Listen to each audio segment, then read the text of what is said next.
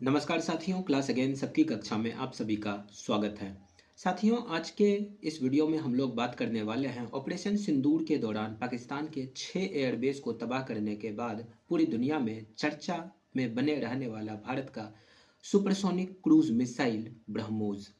आज हम लोग इसी के ऊपर चर्चा कर रहे हैं। तो चर्चा क्यों कर रहे हैं? चर्चा इसलिए कर रहे हैं क्योंकि भारत ने ब्रह्मोस का नया वर्जन तैयार किया है। यानी कि भारत जो है इनके 3 नए वर्जन्स को तैयार कर रहा है और इनके 3 नए वर्जन्स को तैयार करने के साथ साथ वायुसेना के लिए अलग से लाइटर वर्जन भारत बना रहा है। तो इसलिए आज हम लोग इनके ऊपर चर्चा कर रहे हैं। तो सबसे पहले हम लोग ये देख लेते हैं कि इनकी क्षमता जो है पहले 300 किलोमीटर हुआ करती थी, जो कि अब बढ़ा करके 800 किलोमीटर तक किया जा रहा है। इससे पहले भारत MTCR का सदस्य नहीं होने की वजह से ब्रह्मोस का रेंज सीमित था, 300 किलोमीटर तक ही था, क्योंकि MTCR यानी कि मिसाइल टेक्नोलॉजी कंट्रोल रिजीम, जिसमें कि फिलहाल अभी 35 देश हैं और भारत इसका 2016 का में सदस्य बना। 2016 में इसके सदस्य बनने के बाद ही भारत ने ब्रह्मोस के रेंज को बढ़ाने के ऊपर जो है वो काम कर रहा है। MTCR के नियमों के तहत जो गैर सदस्य देश हैं उनको 300 किलोमीटर से ज़्यादा रेंज वाली मिसाइल टेक्नोलॉजी नहीं दी जा सकती हैं। इसलिए ब्रह्मोस की रेंज पहले सीमित थी, लेकिन अब ब्रह्मोस के 3 नए वर्जन बनाए जा रहे हैं। पहला वर्जन 450 किलोमीटर, उसके बाद 600 किलोमीटर और इसके बाद 800 किलोमीटर रेंज के ब्रह्मोस को बनाया जा रहा है। इसके साथ ही एयरफोर्स के लिए ब्रह्मोस का लाइट वर्जन बनाया जा रहा है। ग्राउंड और वाटर से दागे जाने वाले ब्रह्मोस का वजन करीब 3 टन का होता है, जिसे वायुसेना के लिए उपयुक्त नहीं माना जाता है और इसलिए वायुसेना के लिए एक लाइटर वर्जन बनाया जा रहा है जो कि 2.5 टन का होगा। ब्रह्मोस फिलहाल पानी में जहाज और पनडुब्बी दोनों के माध्यम से चलाया जा सकता है। ज़मीन से इनको चलाया जा सकता है और हवा से तो इनको चलाया ही जा सकता है। ब्रह्मोस की टेक्नोलॉजी रसिया की P-800 ओनिक्स के ऊपर आधारित है और इस तरह से हम लोग देख पा रहे हैं कि ब्रह्मोस के 3 नए लाइटर वर्जन्स को बनाया जा रहा है। अभी ज़्यादा रेंज वाले ब्रह्मोस मिसाइल की ग्राउंड ट्रायल की तैयारी चल रही है। ब्रह्मोस दुनिया की सबसे तेज और घातक क्रूज मिसाइलों में से एक मानी जाती हैं और इनको दागो और भूल जाओ तकनीक के ऊपर ये काम करती है। यानी कि एक बार जब हम लोग इसको स्ट्राइक कर दिए तो फिर इसको हम लोग रिकवर नहीं कर सकते हैं। यानी कि और इनकी स्पीड जो है, इनकी जो रफ्तार है वो काफ़ी ज़्यादा है। मैक 3 की रफ्तार से ये किसी भी टारगेट के ऊपर हमला कर सकती हैं और तेज़ गति के कारण दुश्मन के रडार में इनको नहीं पकड़ा जा सकता है। तो ये इनकी खासियत हुई। लेकिन इसी बीच जो भारत ने एक और कारनामा किया है, जहां एक तरफ भारत और पाकिस्तान और दूसरे तरफ भारत और बांग्लादेश के बीच टेंशन के माहौल चल रहे हैं, वहीं दूसरे तरफ भारत ने बे ऑफ बंगाल वाले रीजन में जो विशाखापट्टनम में K4 बैलिस्टिक मिसाइल का परीक्षण किया है। चर्चा क्यों कर रहे हैं? चर्चा इसलिए कर रहे हैं क्योंकि K4 बैलिस्टिक मिसाइल जो है वो न्यूक्लियर कैपेबल बैलिस्टिक मिसाइल है। तो न्यूक्लियर कैपेबल बैलिस्टिक मिसाइल का परीक्षण भारत के द्वारा किया गया है। इसकी टेस्टिंग बे ऑफ बंगाल में विशाखापट्टनम के तट से किया गया और बे ऑफ बंगाल वाले रीजन से भी अगर हम लोग देखें तो यहाँ से जो है K4 मिसाइल सिस्टम जो है K4 मिसाइल सिस्टम का रेंज अगर हम लोग चारों तरफ सेट करें तो चाइना का जो बीजिंग है वो भी इनके रेंज में आ जाता है। अगर हम लोग K4 मिसाइल सिस्टम को अंडमान एंड निकोबार के पास लगा दे जा करके तो वहाँ पर हम लोग चाइना को टारगेट कर सकते हैं, वहाँ से हम लोग बीजिंग तक को टारगेट कर सकते हैं। इसी प्रकार से बांग्लादेश तो पूरा इनके रेंज में आ जाता है, फिर पाकिस्तान तो आ ही जाता है। तो पाकिस्तान हो गया, बांग्लादेश हो गया, इन सब को इस K4 मिसाइल सिस्टम के रेंज में लाया जा सकता है। इसको भारत के परमाणु चलित पनडुब्बी INS अड़ीघात से लॉन्च किया गया था, जो कि विशाखापट्टनम में इनको अभी तैनात किया गया था। तो इसी में INS अड़ीघात के माध्यम से K4 मिसाइल से जो है इनको इनका सफल परीक्षण किया गया और इसका रेंज जो है वो 3500 किलोमीटर है। K4 मिसाइल जो है ये K4 सीरीज़ की मिसाइल है और के मतलब कलाम, यानी कि डॉक्टर APJ अब्दुल कलाम के सम्मान में इनका नाम रखा गया है। के मिसाइल सिस्टम जो है ये सबमरीन लॉन्च्ड बैलिस्टिक मिसाइल है, और इनकी खासियत अगर हम लोग देखें तो सबसे पहले तो इनको डीआरडीओ ने बनाया है, और इसकी खासियत इसमें यह है कि इसमें काफ़ी ज़्यादा सटीकता है, तेज़ी से लॉन्च हो सकती हैं और कम मेंटेनेंस की और अधिक भरोसेमंद है। इनका मेंटेनेंस के ऊपर बहुत ज़्यादा ध्यान नहीं दिया जा सकता है, यानी कि कम मेंटेनेंस में इनका काम चल जाता है, और बहुत ही ज़्यादा भरोसेमंद इनको माना जाता है क्योंकि इसमें काफ़ी ज़्यादा सटीकता है। इनकी सर्वाइवलिटी और स्टिल्थ कैपेबिलिटी की अगर हम लोग बात करें तो सबमरीन से लॉन्च होने के कारण दुश्मन की रडार से बाहर है और समुद्र की गहराइयों से हमला करने की इसके अंदर क्षमता है। ये न्यूक्लियर कैपेबल मिसाइल हैं, यानी कि इसमें न्यूक्लियर वारहेड को लगाया जा सकता है। इनकी मारक क्षमता 3500 किलोमीटर तक की है। 3500 किलोमीटर तक के अगर रेंज को अगर हम लोग देखें तो मैप के माध्यम से अगर हम लोग देखें तो इसमें चाइना का बीजिंग भी आ जाता है और इसके बाद पाकिस्तान भी आ जाता है। इसका मतलब यह है कि भारत के रेंज में अब हमारे दुश्मन भी आ गए हैं। तो चाइना के बीजिंग को अगर हमें टारगेट करना है या फिर चाइना को अगर कहीं से भी काउंटर करना है तो अब हम लोग उसको काउंटर कर सकते हैं, क्योंकि K4 मिसाइल के अंदर इनकी क्षमता है।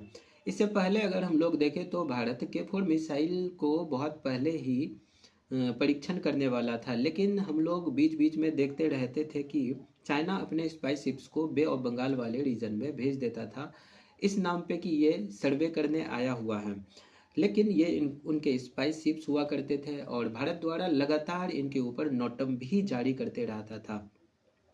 लेकिन बीच में जो है वो चाइना वाला आ जाते थे, चाइना के स्पेस शिप आ जाते थे, चाइना के स्पाई शिप आ जाते थे, और इस वजह से K4 मिसाइल की परीक्षण जो है पहले नहीं की जा सकी, और अब इनका जो है टेस्ट किया गया है। और इनके टेस्ट के साथ ही भारत के अंदर जो है अब ये क्षमता विकसित हो गई है कि भारत अब जमीन हवा के बाद अब समुंदर में सबमरीन के माध्यम से भी न्यूक्लियर कैपेबल वेपन्स को लॉन्च कर सकता है और किसी भी दुश्मन देश को ये टारगेट कर सकता है। अगर हम लोग देखें तो ये जो submarine launched ballistic missile system है ये पूरी दुनिया में कुछ खास देशों के पास ही है, जिसमें से अगर हम लोग फ्रांस देखें तो फ्रांस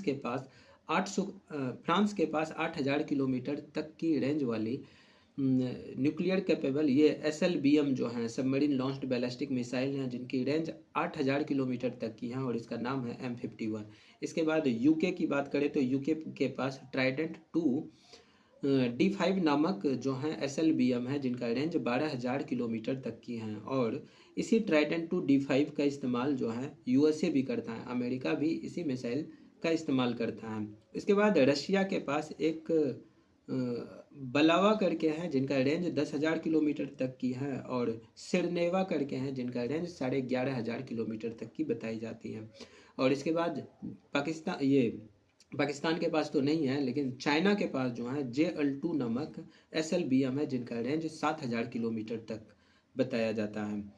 तो ऐसे हम लोग देख पा रहे हैं कि इसके साथ ही भारत भी जो है इस ग्रुप में आकर के शामिल हो गया है, यानी कि पूरी दुनिया में अभी मात्र 6 कंट्रीज के पास ही, जिसमें से France, UK, China, Russia, USA और इंडिया है। हालांकि भारत के पास जो ये SLBM है इनका रेंज काफ़ी कम है, मतलब 8000 किलोमीटर तक ही है, जबकि बाकी दूसरे कंट्रीज जो हैं उनके पास 12000 किलो तक के रेंज वाले SLBM हैं। भारत के जो ये SLBM है, भारत के पास फिलहाल अभी 2 न्यूक्लियर सबमरीन हैं, जिसमें से एक INS अरिहंत है, दूसरा INS अरिघात है। INS अरिहंत में K4 मिसाइल की बात करें तो 4 K4 मिसाइल लगाया जा सकता है, और उसी प्रकार से INS अरिघात में भी 4 K4 मिसाइल को लगाया जा सकता है। वहीं अगर हम लोग K15 की बात करें तो K15 सागरिका की बात करें तो इनकी संख्या 12 K15 सागरिका हम लोग लगा सकते हैं एक अरिहंत में, और दूसरा जो हमारा अरिघात है उसमें भी 12 लगाया जा सकता है। यानी कि K15 अरिघात की बात करें तो इसमें 12-12 24 यानी कि 24 मिसाइल को लगाया जा सकता है। लेकिन अगर हमें न्यूक्लियर कैपेबल मिसाइल जैसे कि K4 अगर हमें लगाने हैं तो हमारे पास 2 न्यूक्लियर कैपेबल सबमरीन है, यानी कि न्यूक्लियर सबमरीन है, INS अरिहंत और INS अरिघात। इसमें हम लोग 4-4 यानी कि 8 न्यूक्लियर वारहेड वाले K4 मिसाइल को लगाया जा सकता है, और इतने काफ़ी होते हैं एक देश के ठीक ठाक पॉपुलेशन को टारगेट करने के लिए। चूँकि हम लोग जान रहे हैं कि जियोपॉलिटिकल टेंशन्स अभी फ़िलहाल हमारा पाकिस्तान के साथ में है, फिर चाइना के साथ में भी हैं और फिर बांग्लादेश के साथ में भी हमारी जियोपॉलिटिकल टेंशन्स दिनों दिन बढ़ती ही जा रही है। और उनकी बड़ी आबादी को अगर हमें टारगेट करना है, उनको अगर हमें अपने निशाने में लेना है, तो आईएनएस अरिहंत और अरिघात जैसे जो हमारे न्यूक्लियर सबमरीन हैं उनको हम लोग कहीं भी तैनात कर सकते हैं। हम लोग साउथ चाइना सी में तैनात कर सकते हैं चाइना को टारगेट करने के लिए। बे ऑफ बंगाल और अरेबियन सी में जाकर के हम लोग इनको तैनात कर सकते हैं पाकिस्तान और बांग्लादेश को टारगेट करने के लिए। हालांकि ऐसी उम्मीद मैं नहीं चाहता कि कभी ऐसा हो, क्योंकि इससे एक बड़ी आबादी को टारगेट करने के बाद एक बड़ी आबादी के नष्ट होने की संभावना रहती है। K4 मिसाइल की अगर हम लोग बात करें तो ये S4 और S500 जैसे जो जो डिफेंस सिस्टम है वो भी इनके पकड़ में नहीं आता है, यानी कि S400 S500 भी इनको नहीं पकड़ सकता है, तो वो भी इनके सामने काफ़ी ज़्यादा मतलब फेल ही हो जाता है। बांग्लादेश पाकिस्तान के बीच अगर हम लोग बात करें तो हाल ही में अभी small range ballistic missile purchase को लेकर के कुछ बातें चल रही थी, जिनका रेंज जो है 400 किलोमीटर तक है। उसी प्रकार से बांग्लादेश और पाकिस्तान जो है वो एक डिफेंस डील भी साइन करना चाहते हैं। जिस प्रकार से पाकिस्तान और सऊदी अरबिया के बीच में एक डिफेंस डील साइन हुई है, तो उसी प्रकार का एक डिफेंस डील बांग्लादेश और पाकिस्तान साइन करना चाहते हैं। हालांकि इनके ऊपर अभी देखना होगा भविष्य में इस तरह का डील साइन हो पाता है या नहीं हो पाता है। इसी प्रकार से बांग्लादेश फाइटर जेट्स को भी परचेज करना चाहता है। वो यूरो फाइटर टाइफून्स में अपना इंटरेस्ट दिखा रहा है। तो फिलहाल अभी बात आगे नहीं बढ़ी है। यूरो फाइटर टाइफून्स खरीदने की बात चल रही है, तो इन्होंने अभी तक परचेज किया नहीं है।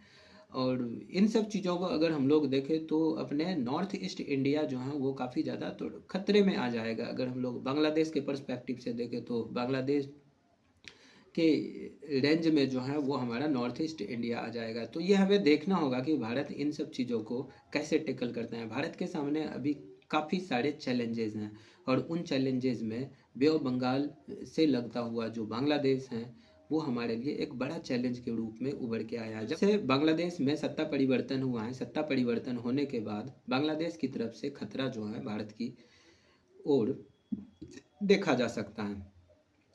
भारत में एक चैलेंजेस को फेस किया जा रहा है, वो है किस तरह से बांग्लादेश को डील करना है। और आगे अभी हमें देखना होगा कि समय रहते भारत इन चीज़ों को टैकल कर पाता है, इन चैलेंजेस को टैकल कर पाता है या नहीं कर पाता है। हालांकि ये टॉपिक जो है अभी काफ़ी ज़्यादा न्यूज़ में रहने वाला है। तो साथियों, मिलते हैं हम लोग अगली वीडियो में। आप लोग कमेंट करके बताइएगा कि आप लोगों को ये वीडियो कैसा लगा। मिलते हैं साथियों अगली वीडियो में। नमस्कार, जय हिंद।